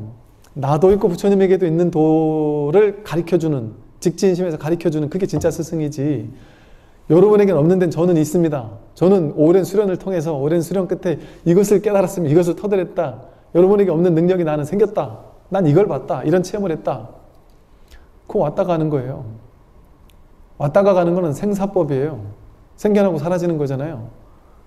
불생불멸법, 이미 있는 것, 본래 갖춰져 있는 것, 본래 구족되어 있는 것, 본래 구족이라고 하잖아요. 법은 누구에게나 본래 구족되어 있는 것, 절대 훼손될 수 없는 것, 절대 오염될 수 없는 것, 한순간도 사라지지 않았던 것, 내가 늘 이 속에 있고 늘 이 속에서 살고 있는 너무나도 당연하고 너무나도 평범한 것, 깨닫지 못한 사람도 100% 쓰고 있는 거, 깨닫고 보면 야이씨 이거는 새로운 게 아니잖아요. 이거 대단한 게 아니잖아요. 늘 내가 가지고 있던 건데요. 이걸 스님 잘못하신 거 아니에요? 이걸 어떻게, 이것 때문에 스님들이 30년, 40년, 50년 평생을 도를 구한다는 게 말이 돼요? 이 아무것도 아닌 거 가지고 얘기하는 게 말이 됩니까? 이런 얘기가 나오는 사람이 진짜예요. 진짜 깨달은 거란 말이죠. 쉽게 말해. 오히려 깨닫고 나니까 세상 정말 제 손바닥 안에 정말 있네요. 정말 세상이 정말 달리 보이네요. 너무 환희심에 젖어들고 잠깐 그럴 수는 있지만 그건 잠깐 병에 걸린 상태예요. 마취된 상태예요. 그럴 때 이제 큰 스님들이 딱 도노라는 사건이 일어나서 막 그냥 아나무인으로 막 떠들고 다닐 때 그때 그냥 냅둬라. 잠깐 떠 있을 때인데 냅둬라 그냥. 저절로 사라지니까. 사라지고 나면 저 기세가 확 꺾일 거다. 기세가 확 꺾일 때까지 그냥 냅둬라. 어떤 사람은 허니문의 시간이다. 그 시간 그냥 즐기도록 냅둬라. 그때는 막 그냥 큰 스님 멱살도 잡고 하더라도 그냥 내버려 둔단 말이죠, 그냥. 그게 진짜가 아니란 말이에요, 그게. 그러면 다 왔다 가잖아요. 그런 체험들 왔다 가잖아요. 왔다 가는 건 진짜가 아니에요. 늘 우리가 쓰고 있는 게 이게 진짜인데 어떻게 대단한 척을 할 수 있어요? 대단할 게 아무것도 없는데. 니도 있고 나도 있는 건데 나만 있다 이렇게 내가 내세울 게 뭐가 있어요? 어떻게 내가 막 대단한 스승이 될 수가 있어요? 이거 앞에서, 이 법 앞에서 어떻게 내가 대단한 스승일 수가 있어요? 너와 내가 똑같아지는 건데, 이 공부는 둘이 아니게 되는 공부인데 그냥 하나가 되는 건데, 여기에 어떻게 그럴싸한 스승인 척하고 스승 코스프레를 하고 하는 그런 일이 있을 수가 없어요. 내가 막 대단한 깨달음을 얻은 척하는 거, 그거는 나한테만 있는 게 뭔가가 있다라는 척을 하는 거잖아요. 너희들은 체험하지 못한 나만 체험한 뭔가가 있어 하는 거를 나한테 잘 보이면 내가 나중에 알려줄게 하고 주머니에 뭔가를 딱 쥐고 있는 거잖아요. 근데 옛날 선사 스님들은 스승의 주먹 속에는 아무것도 없다, 빈 주먹이라는 얘기를 항상 하거든요. 뭔가를 끝끝내 보여주지 않는 게 있는 것 같은데 탁 주머니 속에 뭔가 들어간 걸 봤더니만 빈 주먹이다, 아무것도. 왜? 진짜 귀한 보석은 다 각자 자기 안에 자기가 가지고 있는 거니까. 그래서 이런 질문을 한단 말이에요. 요즘도 이런 걸 찾는 사람들이 있고, 그래서 뭐 몸에 큰 병이 있거나 정신적인 문제가 있거나 어려움이 있어서 한 10년, 20년 고생한 사람들이 이제 찾아서 하시는 얘기를 들어보면 이분들이 안 찾아가 본 데가 없다 그래요. 어디를 찾아가 봤어요? 하고 여쭤보니까 큰 스님이라고 소문난 곳 다 찾아가 봤고요. 뭐 용하다는 점집 다 가봤고요. 심지어는 뭘로 치유한다 하는 곳들 다 찾아가 봤고요. 무슨 자연 치유한다, 별의별 치유 단체 다 찾아가 봤는데, 이런 분들 얘기를 들어보면 그래도 좀 도움된 데도 있긴 있었죠? 이렇게 물어보면 물론 뭐 약간의 도움된 데가 있는 것 같긴 했는데 나중에 감아보면 임시 처방밖에 안 되지 도움이 별로 안 됐을 뿐만 아니라, 의외로 제가 그 얘기 듣고 정말 저도 충격을 받았던 게 뭐냐면, 당신이 갔던 곳의 90% 이상이 너무나 훌륭하다고 해서 갔는데 정반대였다. 너무나 어마어마한 사기꾼이었다. 심지어 나를 뭐 이렇게 성적으로 농락을 하려고 한다든지, 아니면 나의 돈을 이렇게 착취하려고 한다든지. 그나마 가장 좋은 거면 야, 이거 해도 저거 해도 안 되니까 그냥 기도해라, 수행해라. 그 정도면 그래 가장 훌륭한 분들이었다. 나한테 그래 크게 바라는 건 없거나 아니면 조금만 바라니까 그나마 기도비 내고 내 축원해 줄 테니 가서 기도해라. 이게 그나마 제일 낫다. 그분 얘기를 들어보니까 정말 많은 사람들이, 도인 행세를 하는 사기꾼들이 이 세상에 그렇게 많다라는 사실, 힘든 사람들의 그 약점을 이용해 가지고 이 돈을 벌려고 하는 사람이 그렇게 많다는 사실을 듣고는 저도 깜짝 놀랐어요. 저도. 그러니 이 세상의 약자들은, 힘든 사람들은 지푸레기라도 잡고 싶은 심정이 되잖아요. 그런 사람들의 그 약한 부분을 참 조정해서 그런다는 건 얼마나 가슴 아픈 일입니까? 그러니까 그래서 이제 이런 신통자제함, 뭔가 이런 거에 기대면 안 돼요. 그럼 뭔가 대단한 걸 주겠다 이런 사람을 찾아가면 안 된다. 한편으로는 이제 제가 그래요. 워낙 많은 분들이 찾아오시니까 뭐 유튜브 들으면 되는 얘기 제가 숨긴 게 하나도 없이 다 얘기했기 때문에 굳이 저를 안 찾아오셔도 거기 답이 다 있어요. 굳이 안 오셔도 됩니다. 뭐 그래도 자꾸 이렇게 오시려는 분들이 계시면 뭐 어쩔 수는 없는데 굳이 안 오셔도 된다. 저도 뭐 독특한 거 뭐 특별한 거 드릴 게 없습니다. 그래서 제가 뭐 찾아오겠다 하시면은 먼저 그 얘기부터 드려요. 찾아오시려면 어지간하면 안 오시는 게 좋은데, 오시려면 뭐 기대하지 말고 오시라. 제가 드릴 게 아무것도 없다. 치유 못 해드린다. 낫게 못 해드린다. 뭐 그 어떤 것도 저는 못 드린다. 톡 까놓고 얘기하면 아무리 와봐야 제가 해드릴 수 있는 건 지금 있는 그대로의 그 병, 그 아픔, 그 괴로움, 그거 그냥 그렇게 받아들여라. 허용해라. 그리고 온전히 허용해라. 그 얘기밖에 해줄 게 없다. 그 이상을 원하면 올 필요 없습니다. 근데 그럴 자신이 있는데, 난 받아들일 자신 있는데 이걸 그래도 내가 좀 한마디 더 듣고 내가 하면 더 받아들일 것 같습니다. 이런 마음에는 뭐 상관없습니다만, 저에게 제 손 한 번 잡으면 뭔가 뭐 기운을 받아가서 날 것 같은 이런 허망한 착각을 가지고 오신다면 오지 마라. 아니, 저는 제 손을 잡아서 날 것 같으면 저는 완벽한 몸이 돼야 되잖아요. 전 제 손 달고 사니까. 저도 뭐 이렇게 축농증도 있고 비염도 있고 알레르기도 있고 목도 안 좋고.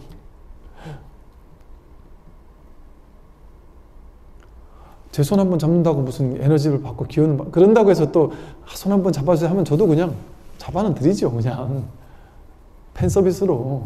이게 진짜 나으니까 받아주겠어요? 잡아주겠어요? 근데 그 연극에 그냥 응하긴 하죠. 저도 그냥 왔으면 기왕 왔으니까 그냥 응하긴 하는데 그분도 그냥 하시는 거고 저도 그냥 하는 건 하지만 실제 그런다고 생각하면서 찾아오는 분들은 찾아오지 말라고 제가 말씀을 드려요. 저는 그런 재주가 없다. 그런 용 빼는 재주가 없다. 분명히 없습니다. 그런데 참 놀라운 점은 그 신통자지함 속에는 진정한 치유가 없어요. 이 아무것도 아닌 누구나 갖춰져 있는 자기 안에 치유의 힘이 자기 안에 들어있어요. 자기 안에. 이런 신통자지함을 쫓아다니는 사람은 추구하다 쫓아다니다 끝나버려요. 그 진정으로 온전히 받아들이게 됐을 때 진정으로 온전히 이것과 하나가 되고 법과 하나가 되고 진실과 하나가 되고 불이법 그것과 하나가 된단 말이에요. 그랬을 때 진짜 자기 안에 있는 진실이 튀어나온단 말이죠. 진정한 치유가 일어난다. 근데 이 진정한 치유는 호들갑스러운 대단한 게 아니거든요. 뭔가를 막 이게 뭔가 이렇게 실제 낫게 해주려고 하면 뭔가 겉으로 보이는 뭔가가 있어야 되잖아요. 뭐 쉽게 말해서 뭐 푸닥거리를 한다든지 뭐 방방 뜨면서 뭘 한다든지 뭘 몇 시간을 두들기면서 한다든지 이래야 되잖아요. 그런 거 없단 말이죠. 그런 거 보여지는 거는 너무나도 평범할 수 있다. 그러니까 이런 겉으로 보이는 뭔가 그런 것 속에 진짜 진실이 있는가. 그 제가 절을 하면서 나는 49제 안 하겠습니다 그랬더니 하도 많은 분들이 스님 그러면은 스님 막 전통적인 방식은 아니더라도 그냥 잠깐 그냥 기도만 해주더라도 그냥 법문만 해주더라도 그냥 꼭 필요하신 분들은 해주면 안 될까요? 그 저는 보여주기식의 막 푸닥거리 하는 이게 나쁘다는 건 아니고 그 나쁘다는 건 전혀 아닙니다. 왜냐하면 그걸 통해서 진심으로 공부하는 스님들이 49제 의식을 하면요. 저도 이제 그래요. 옛날에 49제 연부를 막 할 때에는 이게 뭐 그냥 열심히 했죠. 그냥. 그런데 요즘에는 이 의식을 할 인연이 생겨서 이렇게 연부를 하고 요령을 흔들고 하면 제가 그냥 그때같이 편안할 때가 없어요. 그러니까 그때같이 이렇게 그냥 공부의 순간이랄까? 그냥 내가 명상하는 순간이랄까? 내가 그렇게 가만히 앉아서 그냥 한 두세 시간은 가만히 앉아서 그냥 가만히 연불할 수 있는 이 시간이 너무 그냥 좋아요. 편안하고. 내가 공부하는 마음으로 이렇게 하는 스님들이 계세요. 그런 스님들이 연불해 주면이야 그거는 어찌 보면 좋다 나쁘다 말할 수 없지만 좋겠죠. 그러니까 그거 자체가 나쁘다라는 얘기가 아니고 겉에 드러난 형식에 답이 있는 것은 아니다. 이 사실을 안다면 형식이 거창해도 좋고 거창하지 않아도 좋죠. 요즘에 막 새로운 이런 사찰들 보면 연불 의식 그렇게 크게 안 하고 그냥 음식도 그렇게 거창하게 안 차리고 그냥 뭐 마음 한번 관해주고 명상 한번 하고 같이 이렇게 앉아서 잠시 앉아 있다가 법문 한번 듣고 끝나고 이러는 49제 하는 절들도 요즘에 많아지고 있기도 해요. 그러니까 즉 요즘의 시대는 이렇게 겉으로 보여지는 상, 형식, 격식 이런 걸 깨뜨리는 시대예요. 그래서 이제 이런 질문에 조심해야 돼요, 우리가. 그래서 진울 스님께서도 이렇게 답을 하신 거예요. 이 답을 듣고 제가 처음 이걸 읽을 때 이 답을 듣고 막 속이 시원하더라고요. 내가 하고 싶은 얘기를 이런 얘기를 내가 하면 남들이 욕할 텐데 진울 스님이 이렇게 얘기를 했으니까 이 얘기를 해주면 좋겠다는 생각이 들었어요. 이 진울 스님의 답변이 뭐냐 하면 그대는 경솔하게 미친 소리 하지 마라. 경솔하게 미친 소리 좀 하지 마라. 미친 소리 좀 작작해라. 그건 다 미친 소리다. 스님 견성했으면 깨달았으면 뭔가 신통력 부려야 되는 거 아니에요? 뭔가 막 변화무쌍한 변화를 일으키고 뭔가 신비로운 힘을 쓰고 말이지. 이런 걸 해야 되는 거 아닙니까? 그건 미친 소리다. 미친 소리 하지 마라. 사땡과 발음 정과 사를 구분하지 못한다면, 무엇이 삿된 것이고 무엇이 바른 건지를 구분하지 못한다면 그대는 미혹에 빠진 사람이다. 아주 중요한 얘기예요. 삿된 것과 바른 건지를 바르게 구분할 줄 알아야 돼요. 이 공부인들에게 가장 중요한 겁니다. 뭔가 막 겉에 드러난 뭔가 이렇게 삿된 거 많잖아요. 삿된 거. 근데 우리는 이 모양에 빠져있는 중생들이다 보니까 삿된 거가 그럴싸하거든요. 그럴싸해 보이는. 그럴싸해 보이는 삿된 거에 빠져서는 안 된다. 신통자제한, 신통력을 부리는 그런 도인 행세를 하는 병자들을 찾아가면 안 됩니다. 정신적으로 병든 거거든요. 그 삿됨입니다. 그거는 발음이 아니다. 이런 어떤 신통자제함 이런 거를 은근히 이게 부리진 않더라도 부리는 척하거나 은근히 그런 듯한 뉘앙스를 풍기는, 이게 이제 사이비 종교를 처음 시작할 때 되게 중요한 핵심적인 요소라 그래요.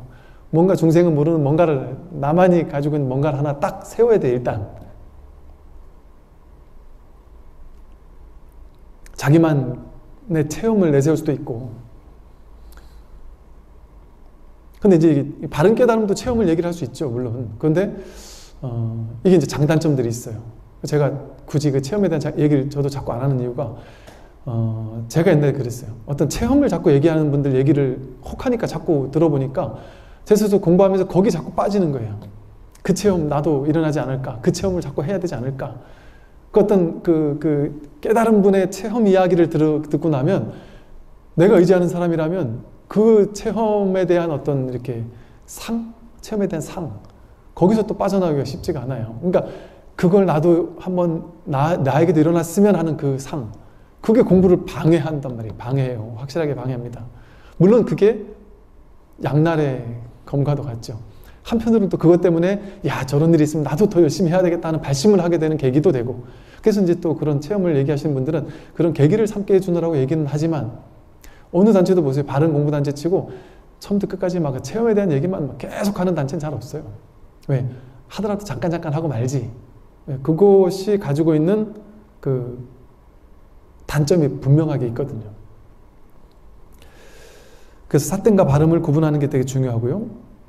요즘 도를 배우는 사람들은 입으로는 진리를 말하나 마음은 퇴굴심을 일으켜 내 분수에는 성인이 될 자격이 없다고 생각하면서 쉽게 포기해버린다. 모두가 그대 같은 의심을 내기 때문이다. 보세요. 도를 배우는 사람들이, 대부분 공부인들이, 저도 그랬어요. 옛날에 제가 그 말씀 많이 했잖아요. 많은 이절저절 다니면서 질문을 해보면 신도님들한테 이번 생에 난 깨달음을 얻어서 부처가 되겠다라는 발심을 가지고 공부하는 분, 절에 나오는 분 손 들어보세요 하면 아무도 없어요. 아무도. 저도 옛날에는 부처가 된다고? 말이 돼? 열심히 기도나 하다가 근기나 조금 올리고 복을 짓고 하다가 나중에 다음 생, 그 다음 생, 수십 생 지나고 나면 그게 쌓여서 언젠가는 깨닫겠지.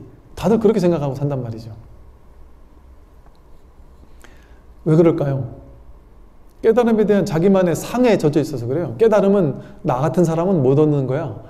저 10년을 정잡을 한 스님도 못 깨닫는데 내가 깨닫겠어? 깨달음은 참선을 오랫동안 한 사람만 얻을 수 있어. 나같이 근기 낮은 사람은, 수행을 못하는 사람은 못 얻을 거야. 이런 착각. 기도도, 신도님들 사이에서 기도도 보면 기도 엄청 잘하는 분들 계시잖아요. 그런 분들이나 얻겠지. 저 사람은 얻겠지. 나는 못 얻어. 이런 식으로 생각한단 말이죠.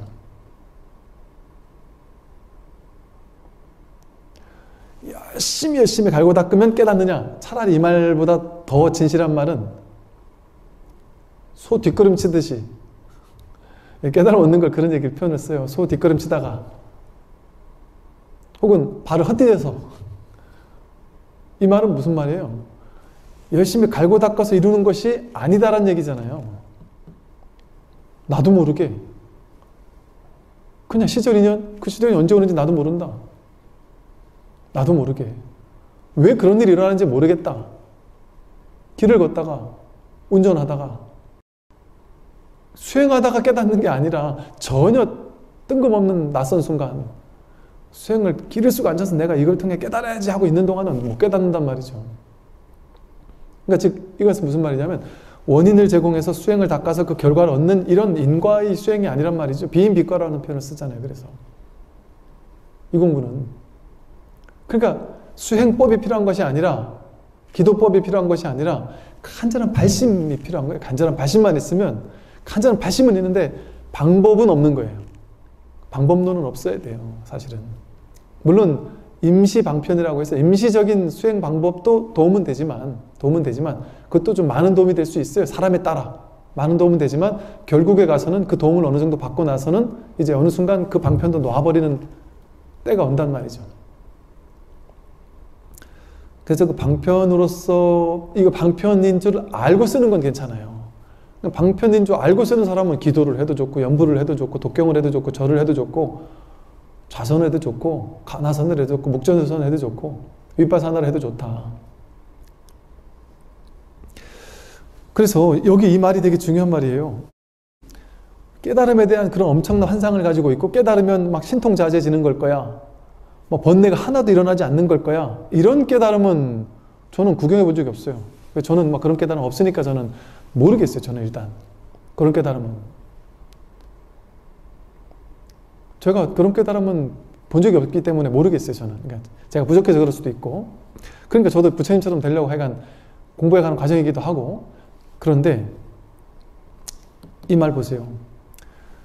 그런 신통자제함이나 깨달음에 대한 환상 그런 것을 깨달음이라고 여기는 마음 때문에 공부하려는 발심수행자가 안 나타나는 거예요. 여기 말하는 것처럼 내 분수에는 성인이 될 자격이 없다고 생각하면서 쉽게 포기해버린다. 퇴고심을 일으켜서. 요즘 도를 배우는 사람들은 왜 도는 부처같이 되는 거니까 신통자제해지는 거니까 그걸 내가 어떻게 할 수 있겠어. 열심히 갈고 닦는 건데 나는 갈고 닦을 재간이 없어. 어떻게 할 수 있겠어. 머리 깎고 출가해서 하는 스님도 못하는데 제가자인 직장다니는 내가 어떻게 깨닫겠어. 전혀 아닙니다. 직장 생활하는 제가자가 깨닫습니다. 오히려 출가자는 못 깨달을 수도 있다. 수행 더 열심히 하는 사람은 못 깨달을 수도 있다. 열심히 직장 생활 하다가 직장 생활 하면서도 늘 나도 모르게 자꾸 법문을 듣게 되고 틈만 나면 법문 듣게 되고 그게 더 훌륭한 수행자인 것 같아요. 제가 봤을 때. 그래서 사실은 옛날에 부처님 당시에는 출제가 이런 게 필요했지만 지금은 굳이 출가라는 제도 이게 굳이 필요하다라는 생각 안 들어요. 저는. 저도 제대하면서 많은 고민을 했었어요.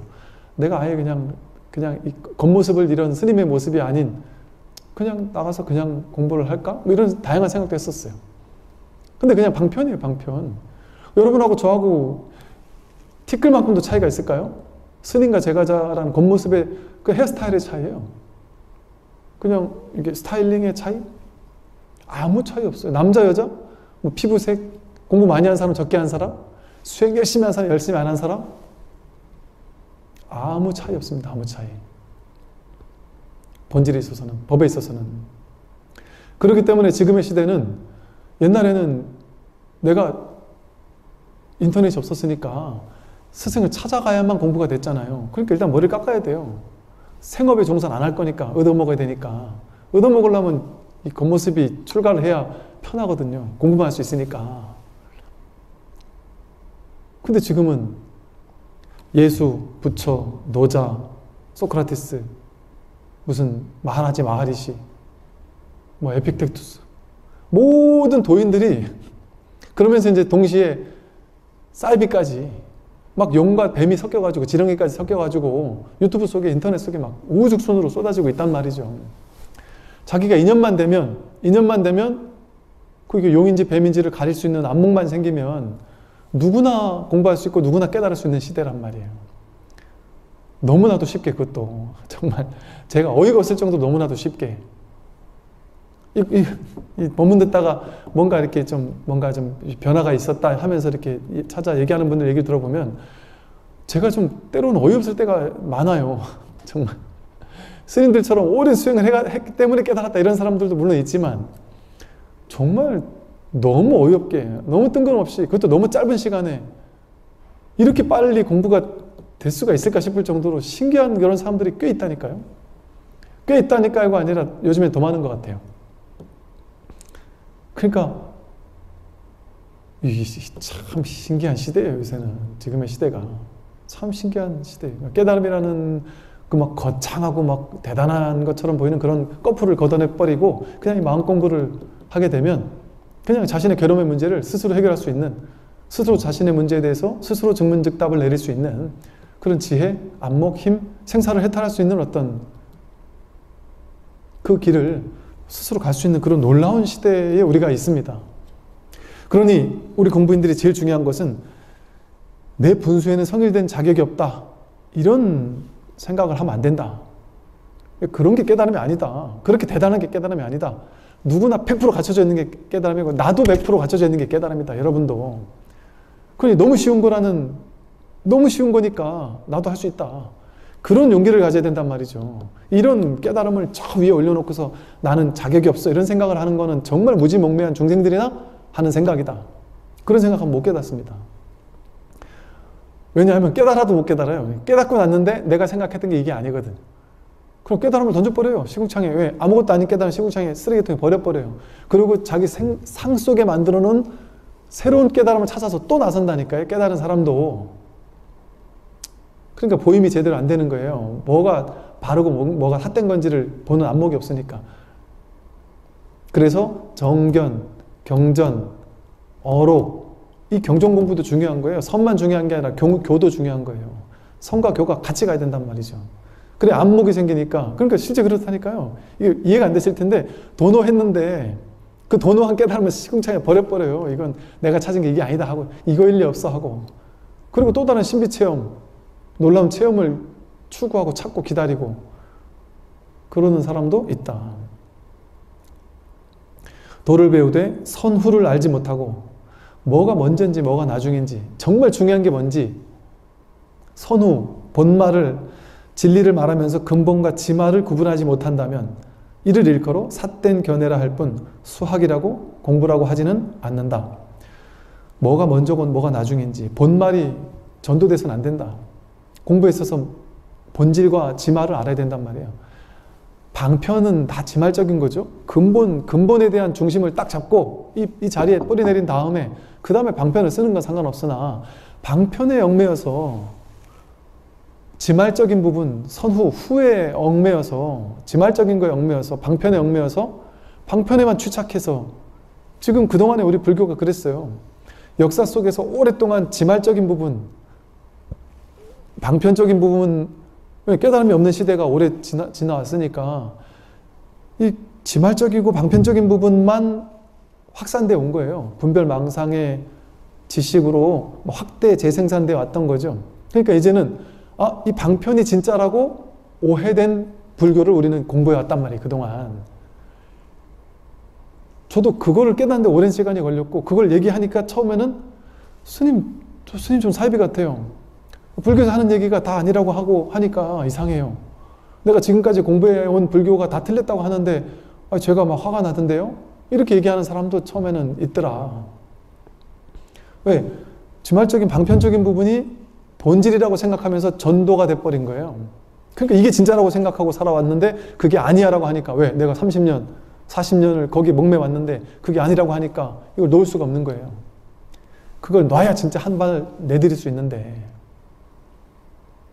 그래서 공부인들은 진우 스님이 너무 정말 이 짧은 말 속에 너무 깊은 얘기를 다 담고 있는 거예요. 공부인들이 선후를 알지 못하고 근본과 지말을 구분하지 못한다면 이건 삿된 견해다. 정견이 아니다. 이걸 가지고 수행이라고 하지 않는다.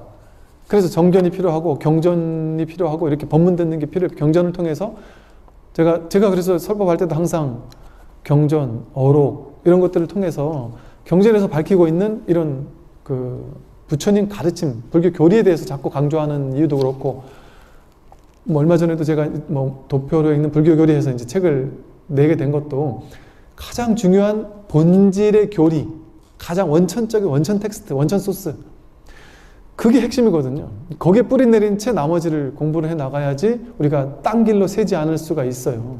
그래서 맨날 강조하는 게 석가모니 부처님 니까야 그 방대한 교리 가르침 속에 늘 온 12처 사상제 3법인 이런 얘기밖에 없거든요. 그게 법에 대한 바른 안목이기 때문에. 그러니는 자기만 망치는 것이 아니라 남도 잘못되게 만드니 어찌 조심할 일이 아니겠는가. 자기만 망치는 게 아니라 남도 망치게 만듭니다. 그래서 이 뭔가 방편에 치우친 가르침 그런 거에만 너무 이렇게 치우쳐서는 안 되고 근본과 지말이 뭔지를 바르게 보는 안목이 필요하다. 네, 오늘 여기까지 말씀드리겠습니다. 수고 많으셨습니다. 수고하십시오.